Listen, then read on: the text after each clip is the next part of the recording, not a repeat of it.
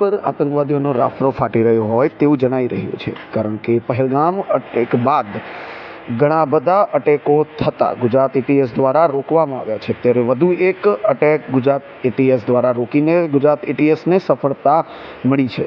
ત્યારે અમદાવાદમાંથી ગુજરાત એટીએસ દ્વારા 3 આતંકીઓની ધરપકડ કરવામાં આવી છે. ત્યારે એક આતંકવાદીની અમદાવાદ ખાતે નરોડા વિસ્તારમાંથી, ત્યારે બીજા એક આતંકવાદીની હૈદરાબાદથી ધરપકડ કરવામાં આવી છે.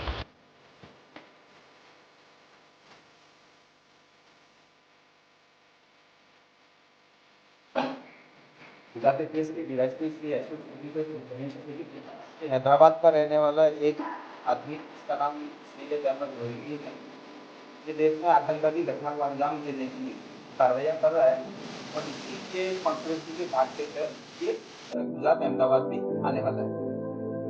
इस इंफॉर्मेशन को सीनियर अधिकारियों के साथ शेयर किया गया, काफी टीम्स बनाई गई, टेक्निकल एनालिसिस किया गया, ह्यूमन इंटेलिजेंस को भी डेवलप किया गया और जाना गया कि ये आदमी जो है इसकी मूवमेंट अहमदाबाद में ही लोकेट हो रही है। जो अलग अलग टीमें बनाई गई थी उनमें से इस आरोपी को अदालत के पास जो कोर्ट नाका है, इसके बहुत सारे पुलिस क्योंकि इसका मूवमेंट उस साइड में आ रहा था, वॉच के आधार पर एक आंध्र प्रदेश नंबर की गाड़ी वहां से गुजरती हुई रोका गया, चेक किया गया, तो इसमें जो इन्फॉर्मेशन वाला आदमी है सैयद अहमद मोहम्मदी, यह हमें मिल गया। इसको चेक किया गया, सरकारी विटनेसेस के सामने इसकी सर्च की गई, इसके बाद में एक बैग मिला, इसके अंदर एक बॉक्स में अच्छे से रैप किए हुए एक डब्बे के अंदर 3 वेपन मिल गए। ये 2 ब्लॉक थी, साथ में एक बेरेटा पिस्टल है और साथ में 3 राउंड है। इसके साथ साथ एक प्लास्टिक के डब्बे के अंदर लगभग 4 किलो कैस्टर ऑयल भी मिला। इस सैयद अहमद मोहिउद्दीन को एटीएस ऑफिस ला करके डिटेल इंट्रोगेशन किया गया। इसके फोन में भी बहुत सारी चीजें मिली गई, इसके बारे में पूछा गया, इसके इतिहास पर जाना गया। तो जो डिटेल्स मिली वो ऐसी थी कि सैयद जो है वो बेसिकली लगभग 35-30 साल की उम्र का एक व्यक्ति है, जिसका चाइना से एमबीबीएस किया है, ये काफ़ी पढ़ा लिखा है, काफ़ी रेडिकल मेंटलिटी है इसकी। ये भारत में मोटे प्रमाण में मतलब बड़ी लोगों को नुकसान पहुंचा पाए इस तरह की आतंकवादी घटना को अंजाम देना चाहता था। इसके लिए बहुत सारे फॉरेनर्स के कॉन्टेक्ट में था। अभी जिस व्यक्ति के साथ इसका सबसे ज़्यादा लाइव कम्युनिकेशन था वो एक अबू खदीजा नाम से एक टेलीग्राम आईडी थी, कॉन्टेक्ट मिला, जिसे अपना आमिर मानता था। अबू खदीजा जो है वो आईएसटीपी का हो सकता है, ऐसा इसका मानना है।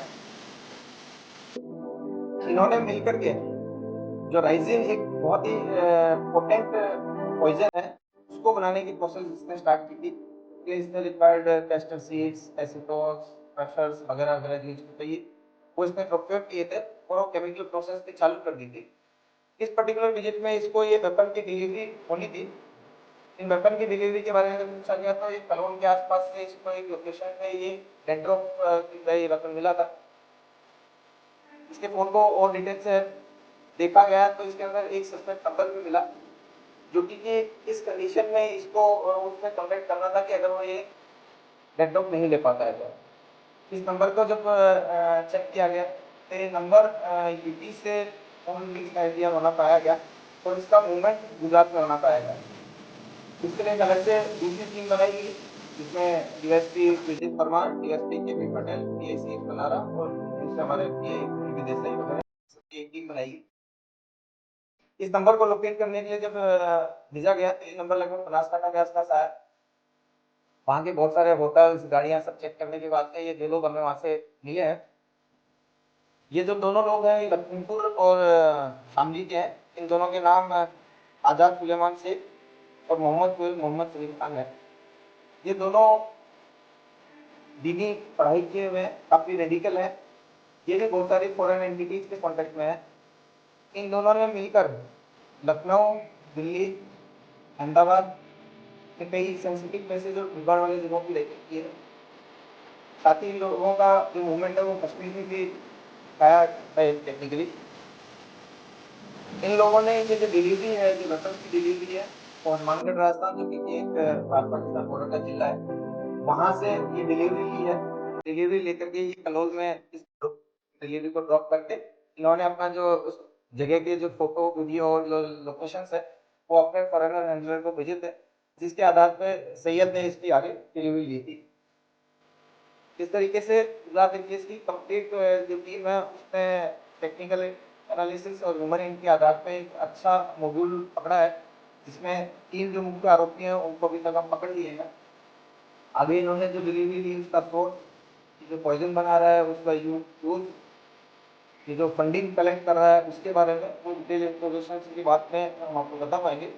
ये जो 3 लोग हैं इनमें से पहले आरोपी को उसने अरेस्ट करके इसका रिमांड लिया है, तो चल रहा है 11 को इसका रिमांड लिया है। दोनों दूसरे अरेस्ट कर लिया गया है और उनको अटक कर। Thank you.